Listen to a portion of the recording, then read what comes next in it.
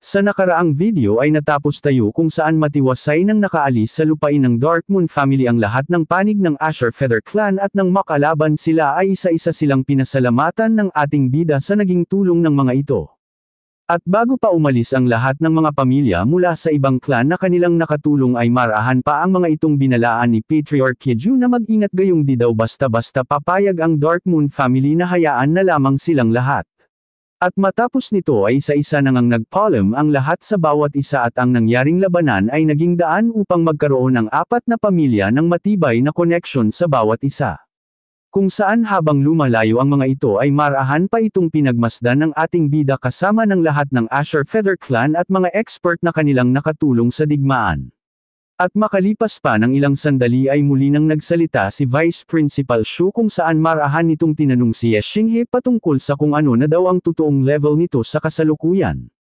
Naagad din namang tinugunan ni Ye Xinghe at marahan niyang ipinaliwanag na di daw siya sigurado kung gaano talaga siya kalakas dahil bagaman daw at nasa antas lamang siya ng 6th Heavenly Layer Realm ay nagagawa na niyang makasabay sa mga cultivator na nasa 7th Heavenly Layer Realm na nang may pantay na lakas. Dagdag pa ng ating bida na sa nakaraan daw niyang karanasan ay nagawa niyang tumalon ng mga cultivator na nasa peak of 5th Heavenly Realm at mula daw ng araw na yun ay bigla na lamang bumilis ang pagtaas ng kanyang level sa di malamang dahilan. At nang marinig naman ito ni Vice Principal Shu ay agad nitong nabatid kung ano ang dahilan kaya naman marahan niyang tinanong kung ilan na daw ang point ng starlight na nasa dantian ng ating bida, na makikita namang bahagyang napatingin na animoy nagtataka sa kung bakit ito tinatanong ng kanyang master. At marahan niyang ipinaliwanag na mukhang may nangyayari daw na kakaiba gayong nang magawa daw niyang may sama ang 3 puntos ng starlight sa kanyang dantian ay bigla na lamang itong nagsama-sama sa iisang puntos lamang na para bang bumalik siya sa unang bahagi ng cultivation method. Dagdag pa ng ating bida na di daw siya gaanong sigurado sa ibig nitong sabihin subalit sa palagay daw naman niya ay walang masama sa nangyari gayong di daw naman bumalik sa dati ang kanyang lakas. At ang lahat naman ng paliwanag ni Ye Xinghe ay labis na ikinagulat ni Master Shu at mariin pa niyang kinlaro kung totoo daw ba ang kanyang narinig na ang 3 puntos ng kanyang starlight ay naging isa at muli siya bumalik sa unang bahagi ng cultivation method kung saan ibig sabihin ay bumalik daw ang ating bida sa iisang daan. Na may pagtataka namang tinugunan ni Ye Xinghe at marahan pa niyang tinanong pabalik si Master Shu kung ano daw ang ibig nitong sabihin sa kanyang mga sinambit. At ang tanong naman ni Ye Xinghe ay bahagyang di agad tinugunan ni Master Shu at habang hinahaplos ang kanyang balbas ay napabuntong hininga pa itoan para bang nag-iisip sa kung papaano ito ipapaliwanag kay Ye Xinghe.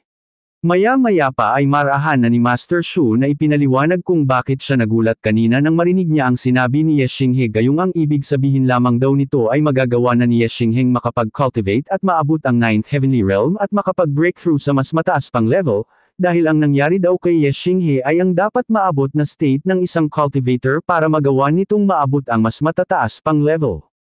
At ang sino man daw na cultivator ang makagawa nito sa kanyang dantian ay makakaranas ng mabilis na pagbaba ng level hanggang sa 5th or 6th Heavenly Realm at buhat daw sa level na yun magsisimula ang pagtaas ng level hanggang sa maabot nito ang tugatog ng kapangyarihan.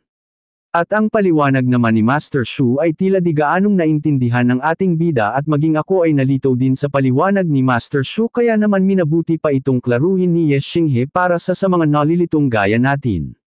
Kaya naman marahang ipinaliwanag ni Master Shu na ang ibig daw sabihin ng pagbaba ng level nito ay ang pangunahing hakbang upang magawa nitong makapag-breakthrough sa 9th Heavenly Realm at mas mataas pang level. Kaya naman maswerte daw si Ye Xinghe gayong kasalukuyan na itong bumalik sa umpisa na nangangahulugan lamang na papwede na itong magsimula para sa mas mataas pang level ng cultivation. Dagdag pa ni Master Shu na madami na daw ang mga cultivator na nagawang maabot ang tugatog ng level 1 o ng unang hakbang ng cultivation method subalit di nila tinanggap ang muling pagbaba ng kanilang level para makapag-umpisa sa level 2 nanograms cultivation method kaya naman di nila magawang makapag-breakthrough sa 9th Heavenly Realm na kinakailangan munang mag-umpisang muli sa level 2 nanograms cultivation method. Dagdag pa ni Master Shu na kung totoo daw na ngayon ay nagawa na ni Ye Xingheng maabot ang level 2 nanograms cultivation method ay nangangahulugan lamang ito na wala ng limit ang patuloy nitong pagtaas ng level at ang level 2 na kanyang sinasabi ay magmamula sa 5th or 6th Heavenly Realm na pinatakan ng pagbaba ng level nito. At ang marahang paliwanag ni Master Shu ay naunawaan din agad ni Ye Xinghe at sa isip-isip niya na kung ganun daw ay ang naranasan pala niya ay ang pagbabago ng kanyang dantian upang magawa nitong makasabay sa pagtaas niya ng level. Maya-maya pa ay marahan pang sinambit ni Master Shu na sa mata daw ng madaming cultivator ay nasa pinakamababa ang isang star martial artist, subalit di nila alam na ang isang martial artist ang may pinakamadaling paraan para magawa nitong makaabot sa level 2 nanograms cultivation method. Subalit bagaman daw at nagawa na ni Ye Xingheng maabot ang level 2 ay di pa din magiging madali ang makapag-breakthrough sa 9th heavenly realm, ngunit malaki daw naman ang kumpiyansa niyang magagawa ito ni Ye Xinghe.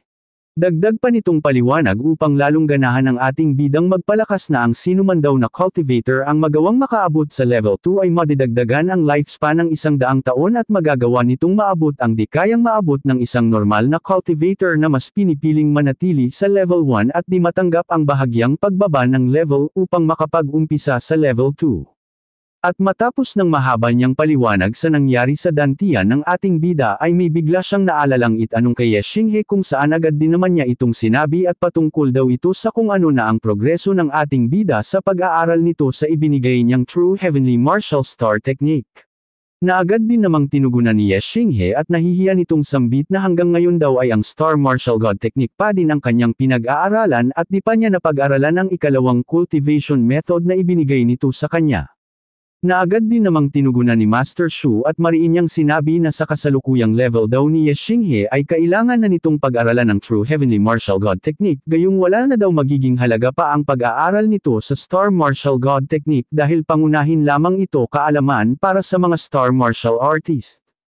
At nang marinig naman ito ni Ye Xinghe ay agad siyang napakamot sa kanyang ulo, gayong di niya alam kung papaano sisimulan ang pagpapaliwanag sa kung bakit ayaw niyang pag-aralan ang pangalawang method ng teknik na galing sa kanyang master. Maya-maya pa ay marahan niyang ipinaliwanag sa kanyang master na sa tuwing titingnan niya ang Star Martial God Technique ay nagkakaroon siya ng malalim na pag-unawa dito, kaya naman ito pa din ang kanyang pinag-aaralan hanggang ngayon na nakakapagbigay sa kanya ng mas mabilis na pag-unlad. Nahihiya pa nitong sambit na nang una daw niyang basahin ang True Heavenly Martial God Technique ay agad niyang napagtanto na ang lahat ng nilalaman nito ay nakalagay na din sa unang bahagi ng Star Martial God Technique, kaya, at para sa kanya daw ay mas malalim ang kaalamang nakasaad sa Star Martial God Technique kaysa sa True Heavenly Martial God Technique. At ang sinabi namang ito ni Ye Xinghe ay labis na ikinagulat ni Master Shu dahil maging ang nalalaman niya ay mas advance ang True Heavenly Martial God Technique kaysa sa Star Martial God Technique, subalit ngayon ay sinasabi lamang ni Ye Xinghe na mas advance ang Star Martial God Technique kaysa sa isa na taliwa sa kanyang kaalam. At sa isip-isip pa ni Master Shu na bagaman daw at nagmula pa sa sinaunang panahon ng Star Martial God Technique ay ito pa din ang pinakamadali at pinakaunang hakbang na pinag-aaralan ng mga simpleng Star Martial Artist, kaya papaanong mas advance ito sa pangalawang method na kanyang ibinigay. At dagdag pa niya sa kanyang isipan habang labis pa din ang pagtataka na di din daw naman nakakapagtak ang may malalim na malalaman si Ye Xinghe sa Star Martial God Technique, gayong galing pa ito sa ancient times at bukod pa dun ay nagawa din itong ma-perceive ang 6 na soul crystal, subalit ang lalo pa daw nagpapagulo sa kanyang isipan ay papaanong nasabi ni Ye Xinghe na mas advance ito kaysa sa ikalawang cultivation method. Maya-maya pa ay pinutol na ni Master Shu ang kanyang pag-iisip patungkol dito, gayong naguguluhan lamang siyang lalo sa sinasabi ni Ye Xinghe. At mariin na lamang niyang sinambit na ang Star Martial God Technique daw ay galing pa sa ancient times, kaya naman di na daw siya magtatakang madami pang nakatagong kaalaman ang nakasaad dito na di nakikita ng normal na cultivator. At kung sa tingin daw ng ating bida na mas advance ito kaysa sa True Heavenly Martial God Technique ay ipagpatuloy na lamang daw ni Ye Xinghe ang pag-aaral ng nauna, gayong may natututo na naman ito sa technique. At sinabi pa niya sa ating bida na bagaman daw at galing pa ito sa ancient times ay meron lamang itong natitirang 2 chapter dahil ang 7 chapter ng technique ay nawala na sa tagal ng panahon. Kaya naman sa oras daw na matapos na ni Ye Xinghe ang 2 unang chapter ay huwag mag-atubili si Ye Xinghe mag-aral ng iba pang teknik patungkol sa Star Martial Arts na bagay sa kanya. Na agad din namang tinugunan ni Ye Xinghe at marahan niyang ipinaliwanag na sa kasalukuyan daw ay hanggang 6 phrases pa lamang ang kanyang napag-aaralan at para sa kanya daw ay baka habang buhay na niyang mapag-aralan ang 2 chapter ng Star Martial God Technique dahil sa dami ng mga nakatagong kaalaman dito, kaya di daw siya makapaniwalang may 9 palang chapter ang teknik na kung nagkataon daw ay baka di niya matapos. At ang sinabi naman ni Xinghe ay muli na namang ikinabigla ni Master Shu na makikitang may pagtatakang napatingin sa ating bida.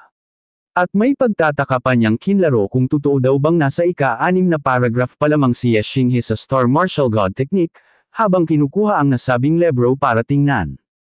At sa isip-isip niya ay talagang napaka-taas ng talento ni Xinghe gayong nagawa na nitong makaabot sa 6th Heavenly Realm kahit na 6 na paragraph pa lamang ang napag-aaralan nito na kung iisipin ay walang malaking maitutulong sa mga normal na cultivator.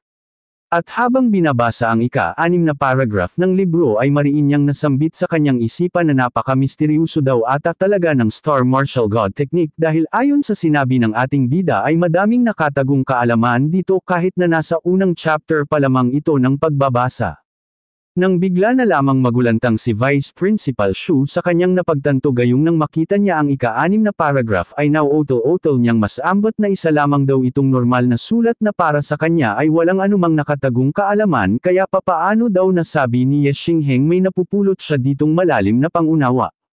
Saglit lang mga idol bago tayo magpatuloy ay bibigyan ko muna kayo ng ilang segundo para i-hit ang subscribe button pati na rin ang bell icon, kung saan libre lamang ito. At bukod pa doon ay malaking tulong sa amin ang inyong suporta. Thank you sa lahat ng nag-subscribe at nag-like ng video. Lalo pang naging mukhang pakoy si Master Shu nang patuloy niyang basahin ang nilalaman ng ika-6 na paragraph ng Star Martial God Technique gayong wala man lang siyang ma-perceive na kahit kunti dito. At nang makita naman ito ni Xinghe ay inakala niyang naunawaan din ni Master Shu ang kanyang napagtanto sa libro kaya naman natutuwa niyang tinanong ang kanyang master kung totoo daw ba ang kanyang mga sinambit na madami talagang kaalaman ang nakatago sa libro. Dahilan upang matahimik si Master Shu at habang may pagkaseryoso ang mukha ay mariin niyang inisip kung ano ang papwede niyang maging palusot para magkunwaring may nalaman din siyang kakaiba. At malakas niyang pinagsalikop ang libro ni Alice na tapos na niyang tingnan ang nilalaman nito subalit wala man lang siyang nakitang kung anong kakaiba gaya ng sinasabi ng ating bida. Maya-maya pa ay lalo pa itong nagmukhang pakoy laot nang bigla niyang maproseso ang tanong ni Xinghe na para bang sinusubukan nito ang lawak ng kanyang kaalaman kumpara sa kaalaman ni Xinghe. Na makikita namang may pagka-awkward na nakatingin sa kanyang master at nag-iintay ng kasagutan sa kanyang mga tanong upang masiguro nitong tama nga ang kanyang napagtanto sa libro. At upang di mahalata ni Xinghe wala talaga siyang nalamang kung ano ay pinasimulan niya ang kanyang pagsasalita sa bahagyang pagtighim na animoy talagang may nalaman. At marahan niyang sinabi sa ating bida na kung nagagawa daw nitong malaman ang mga nakatagong mahiwagang turo ng libro ay ipangpatuloy nito ang pag-aaral sa Star Martial God Technique. Subalit ang di alam ni Master Shu ay di naman niya naitago ang katotohanan na wala siyang nalaman base sa kanyang mga kilos dahilan upang mapagtanto ito ni Xinghe at sumang-ayon na lamang ng may pagka-awkward. At sa isip-isip ng ating bida na talagang napaka-hiwaga daw ng Star Martial God Technique gayong maging si Vice Principal Shu ay di ito nagawang makita subalit ang nakakapagtataka daw ay papaano niya ito nauunawaan ng malinaw na di kayang gawin maging ng mga expert cultivator gaya ng kanyang master. Maya-maya pa ay iniba na ni Master Shu ang usapan at marahan niyang tinanong ang ating bida kung may plano daw ba itong sumali sa Tower of God Tournament sa oras na maayos na nito ang kanilang problema sa kanilang clan. Naagad din namang sinang-ayunan ng ating bida at sinabi niya na gusto daw talaga niyang makilahok sa competition upang masubukan ang kanyang limitasyon.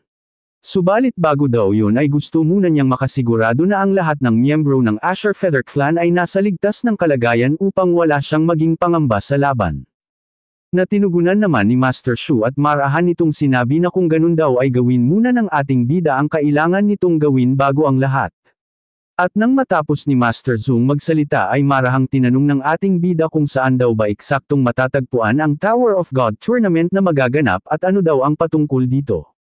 Naagad din namang tinugunan ni Vice Principal Shu at marahan niyang ipinaliwanag na may doon daw na 12 tower ang matatagpuan sa iba't ibang bahagi ng kalupaan, kung saan sobra nitong taas na umaabot na sa kalangitan.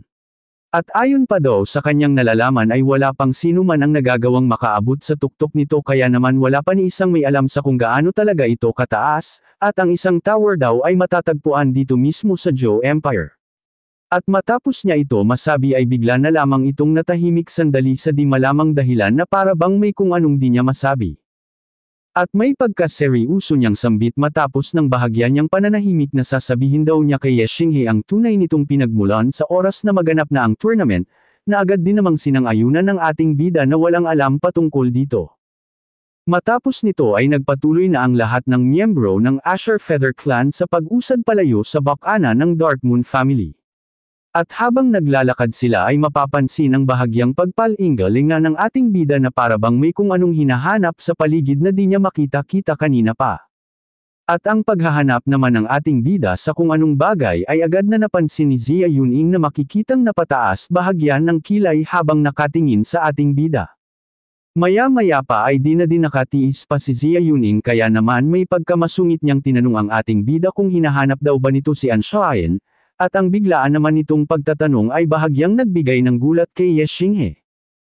At nang makalingon na ang ating bida kay Jia Yuning ay mariin nitong sinabi sa kay Ye Xinghe na di pa daw niya nakitang ganito si An Xiaoyan dati kung saan nagawa nitong dalhin ang buong puwersa ng Eternal Heaven family para lamang tumulong kay Ye Xinghe, na nangangahulugan lamang daw na talagang nag-aalala ito sa ating bida, dahil handa daw itong maghamon ng digmaan sa Dark Moon family para lamang kay Ye Xinghe. At dagdag pa nito na nag-aalala daw siya ngayon na ang ginawa nitong kilos ay magdadala dito ng labis na kapahamakan mula sa kamay ng sakam nitong ama. At ang sinabi naman ni Jia Yuning ay agad ding nagbigay ng pag-aalala sa ating bida pagkat batid niyang di nga malabong pahirapan ito ng Eternal Heaven family dahil sa ginawa nitong tila paghahamon ng digmaan sa Dark Moon family. At mariin niyang sinabi na wala silang ibang magagawa kundi ang pumunta sa Eternal Heaven family upang iligtas si Xiaoyan gayong siya naman ang dahilan kung bakit ito malalagay sa masamang sitwasyon. Na may panggagalaiti namang tinugunan ni Jia Yuning kung saan mariin niyang sinambit na wala talaga silang magagawa pa sa kalagayan ni An Xiaoyan at di din sila pa pwedeng basta-basta na lang magpunta sa Eternal Heaven family. Mariin pa nitong dagdag na sa oras daw na magpunta si Ye Xinghe sa Eternal Heaven family ay lalo lamang nitong palalalain ang kalagayan ni An Xiaoyan at pag sinamang kapalaran pa daw ang ating bida ay baka mag-declare din ng digmaan ng Eternal Heaven family sa Asher Feather Clan na lalong malaking problema gayong di pa nila natatapos ang laban sa Dark Moon family. Dagdag pa nito na wala na silang magagawa pa sa sasapitan ni An Xiaoyan at uulitin daw niya ang kanyang sinabi na sa oras daw na magpunta si Ye Xinghe sa Eternal Heaven family ay lalo lamang nitong mapalalala ang kalagayan ni An Xiaoyan. At ang lahat naman ng mga pinagsasabi nito ay may katotohanan na batid ng ating bida dahilan upang wala na itong magawa pa kundi ang mariing manggigil sa kanyang mga ngipin. At malakas na lamang niyang sinambit na mas mabuti pang umalis na lamang sila dito sa kanilang kinatatayuan upang makauwi sa kanilang clan. Mabilis na lumipas ang maghapon kung saan kasalukuyan ng dumilim ang paligid. At ipinapakita ang lupain ng Eternal Heaven family na makikitang may maganda at kaayusang paligid senialis sa nakaanggat din ito sa ibang clan gaya ng Dark Moon family. At makikita sa loob ng malaempyernong clan si Lady An Xiaoyan na nakatalikod habang mapapansin ang napakadaming sugat sa likod nito senialis na talagang napasama ito sa kanyang ginawang pagdadala ng mga kawal sa Dark Moon family ng naka-full battle armor na animoy naghaamon ng digmaan. Makikita ang buong itsura ng kaawa-awang si Lady An at mapapansin din ang kalunos-lunos na sinapit nitong pagpapahirap mula sa kanyang demonyong ama na Kampani Satanas, habang si Lady An naman ay napapaluhan na lamang habang hawak ito ng ibang kawal gayong wala siyang magawa pagkat batid naman niya na mangyayari na ito simula pa lamang. Abangan sa susunod nating video ang mga kaganapan kung saan tuluyan na nating makikilala ang demonyetong ama ni Lady An Xiaoyan, habang nagpawatuloy naman ang paghataw ng letigo sa likod ng kawawang babae. Bukod pa doon ay muli na namang magpapakita si Empress Shangguan sa ating bida sa di malamang dahilan na para bang may panibago na naman itong kaalamang ibabahagi kay Ye Xinghe. At madami pang panabik na tagpo ang susunod na kabanata kaya kung nagustuhan niyo ang kwento, huwag kalimutang mag-like at mag-comment, at kung gusto niyo pa ng ibang recap tulad nito, mag-subscribe na. Huwag na ding kalimutang i-hit ang bell icon kung saan may kapangyarihan itong makapagbigay ng signal sa inyong mga cellphone kada upload natin. Thank you mga idol. Hanggang sa muli, mga kaibigan. Paalam. Bye.